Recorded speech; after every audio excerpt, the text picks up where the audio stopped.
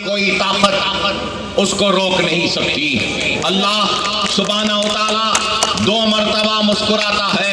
एक उस मरतबा मुस्कुराता है जब दुनिया किसी को नीचा दिखाना चाहती है और अल्लाह किसी को ऊंचा करना चाहता है, तो अल्लाह उस वक्त मुस्कुराता है। और दूसरी मरतबा अल्लाह उस वक्त मुस्कुराता है जब दुनिया किसी को उठाना चाहती है और अल्लाह किसी को गिराना चाहता है, तो उस वक्त भी अल्लाह मुस्कुराता है। दुनिया हैरत में थी और दुनिया ये समझ रही थी कि ये लोग आएंगे, चीखेंगे, पुकारेंगे, चिल्लाएंगे और चले जाएंगे। लेकिन मैं बार बार एक ही बात कहता था कि हम यहाँ पर इंतखाबात जीतने नहीं आए हैं। हम इंतखाबात नहीं बल्कि महाराष्ट्र के गय्यूर मुसलमानों के दिलों को जीतने आए हैं। और हकीकी बातें वही होता है जो दिलों को फतेह करे, दिलों को जीते। अरे इख्तियार, दौलत ये किसी की नहीं रही तो हमारी क्या रहेगी? अगर कोई चीज कायम रहेगी, दायम रहेगी और हमारी आखिरत में हमारे बख्शिश का बाइस बनेगी, तो आपकी दुआएं और हमारा अमल जो अल्लाह की राह में हम करते हैं, जिससे अल्लाह हमसे खुश होता है, हमसे राजी होता है। और यही एक सोच थी, यही एक फिक्र थी, यही एक ख्वाहिश थी जिसको लेकर हम आपके दरमियान में आए। हम दुनिया हासिल करने को नहीं आए थे, बल्कि हम दुनिया में आपकी खिदमत कर कर अपनी आखिरत को संवारने की नीयत को लेकर आए थे। और अल्लाह ने हमारी नीयतों को सही समझा और हमको कामयाबी और कामरानी से नवाजा।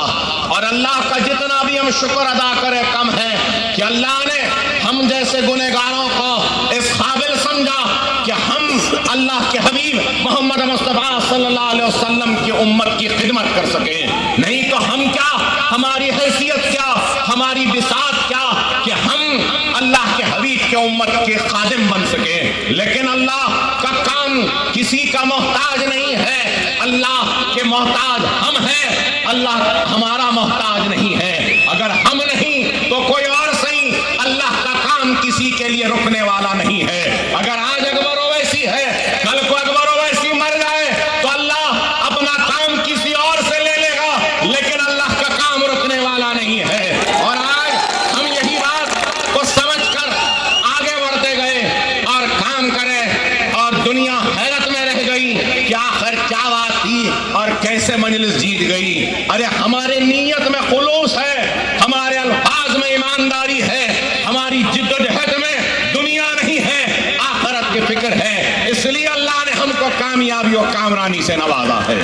और आज सारा हिंदुस्तान और सारे हिंदुस्तान की हर सियासी जमात पर अगर खौफदारी है, अगर किसी का डर है, तो वह सिर्फ मजलिस इत्तेहाद अल मुस्लिमीन का डर है। अगर डर नहीं है तो मेरा सवाल है, क्यों रोकते हो अकबर ओवैसी को उत्तर प्रदेश जाने से? क्यों रोकते हो अकबर ओवैसी को कर्नाटक जाने से? क्यों रोकते हो असदुद्दीन ओवैसी को महाराष्ट्र में आने से? अरे इसलिए रोकते हैं, हद तो ये हो चुकी कि 5 महीने गुजर गए, 5 महीने से हम मुंबई की पुलिस को दरखास्त देते जा रहे हैं कि जलसे की इजाजत दे दो, तो मुंबई के पुलिस को हमको इजाजत देना गवारा नहीं है। तो मैं पूछना चाहता हूं, अरे आज पुलिस सबको डराती है, अरे अकबर ओवैसी से मुंबई की पुलिस क्यों डर रही है? अरे तुमको क्यों खौफ है? अरे मेरे पास कोई हथियार नहीं है, मेरे पास कोई बम नहीं है, मेरे पास अगर कुछ है तो वो ईमान की ताकत है, ईमान से टकराने की।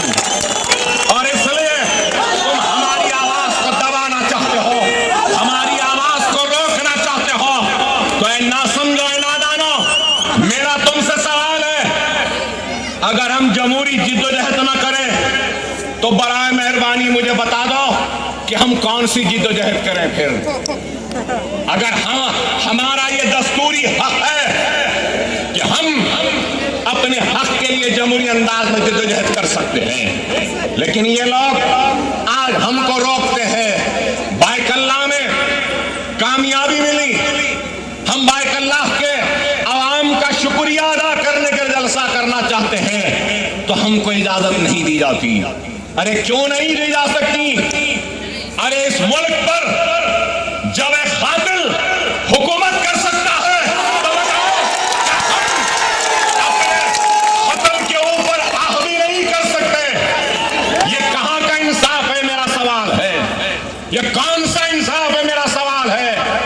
अरे आज जलाने वाले, लूटने वाले, काटने वालों को हक है, लेकिन कटने वाले, लुटने वाले, जलने वालों को हक नहीं है। ये क्या इंसाफ है?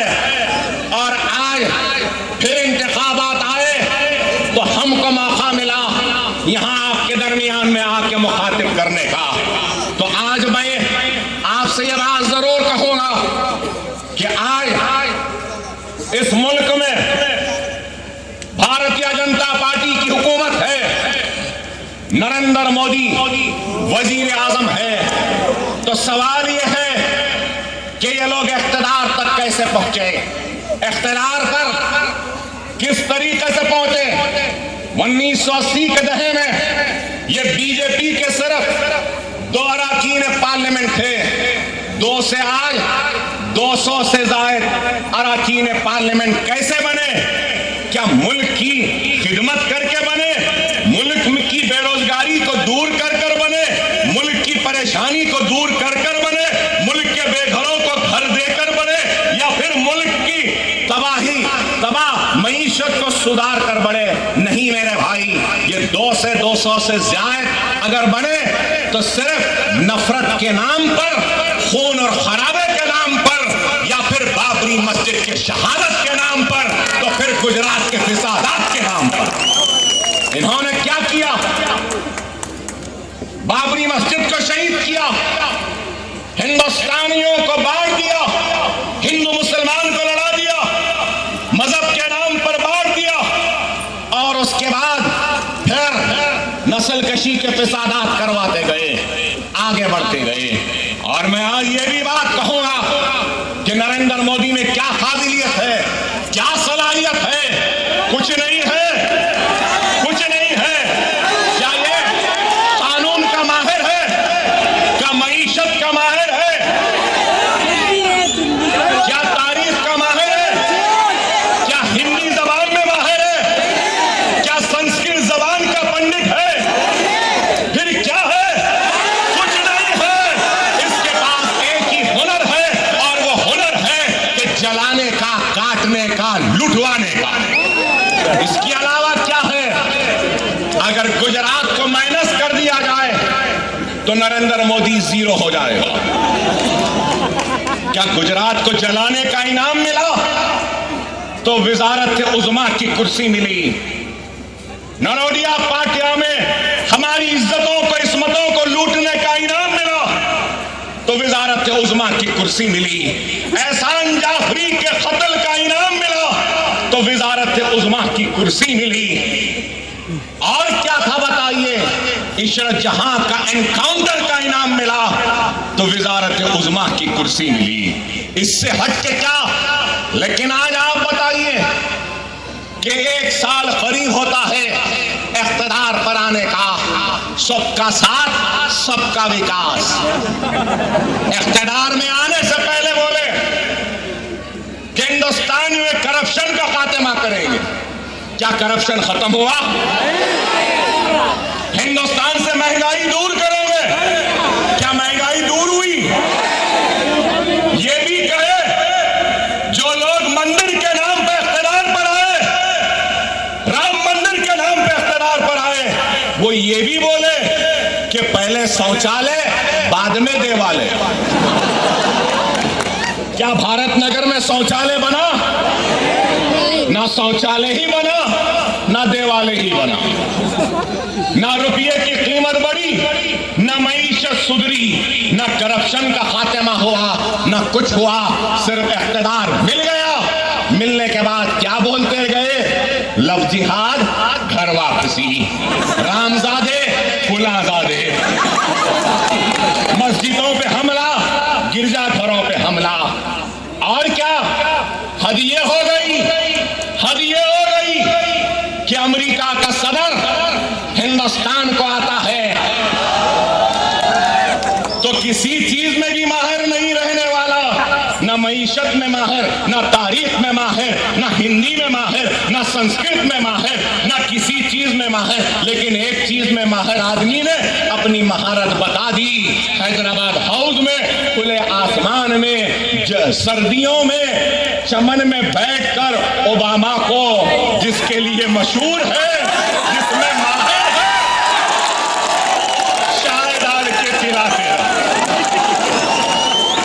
पिलाए, ऐसा मिले कि जैसा बरसों का बिछड़ा यार मिल रहा है गले में,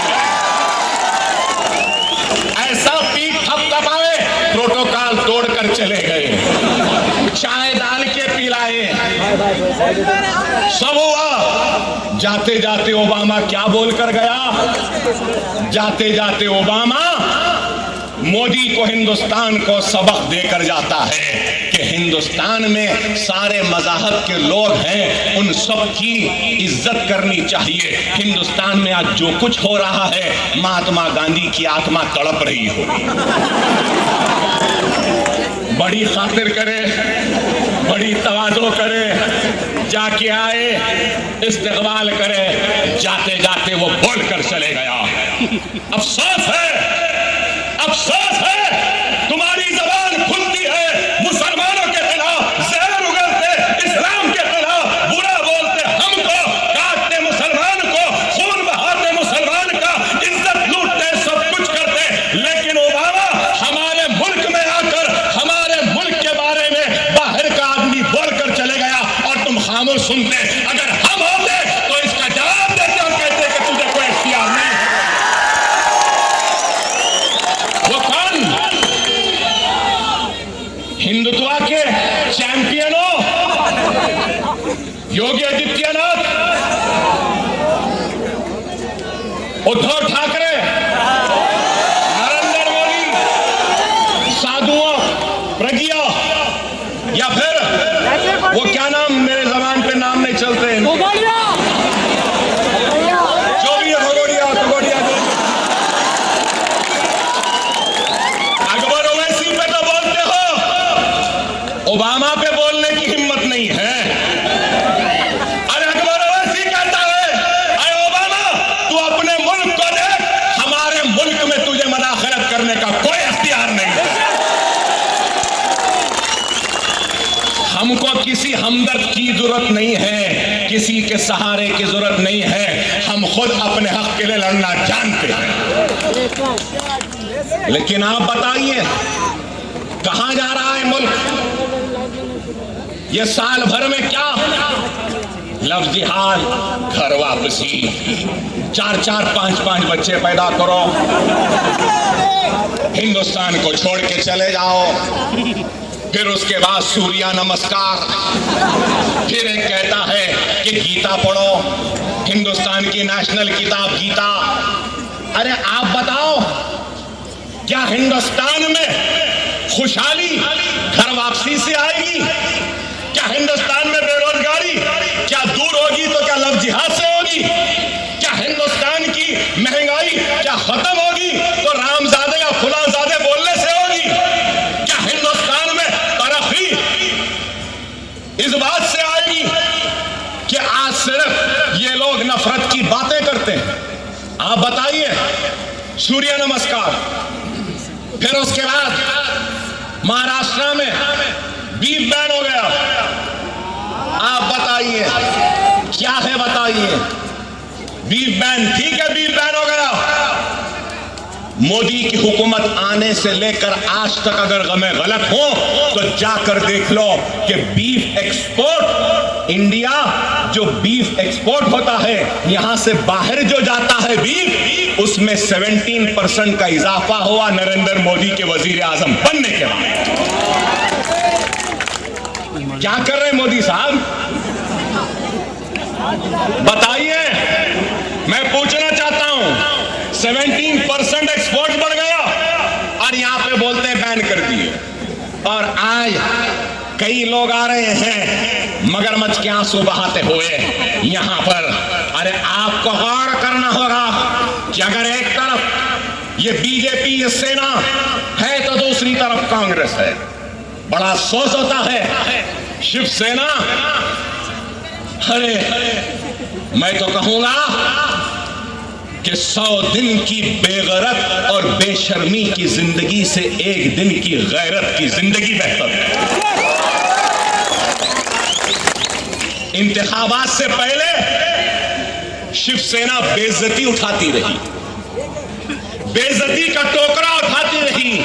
नरेंद्र मोदी दबाता रहा, सेना दबती रही। नरेंद्र मोदी डराता रहा, ठाकरे डरते रहे। एक भी सीट नहीं दे तो बोला, खामोश सुन लिए। इलेक्शन हो गया, उसके बाद भी कितनी बेइज्जती, कितनी बेइज्जती। इनके लीडर को लेकर रेलवे मिनिस्टर बना दिया। अरे इतनी बेइज्जती। और फिर हिंदुत्व के चैंपियन, अरे हिंदुत्व के चैंपियन बनने से पहले इज्जतदार बनना सीखो। इतनी बड़ी बेइज्जती, कैसी बेइज्जती पे बेइज्जती, क्या क्या बोल दिए। बेगर्ती का हार लिए फडणवीस के, कहा दे दो बेगर्ती वो भी ले। क्या है आज यही शिवसेना है? नहीं मालूम मुझे। क्या बाला साहब बाल ठाकरे के वक्त भी शिवसेना ऐसी ही थी जो आज हो गई? अरे तुम्हारी गैरत को क्या हुआ, मैं पूछना चाहता हूं।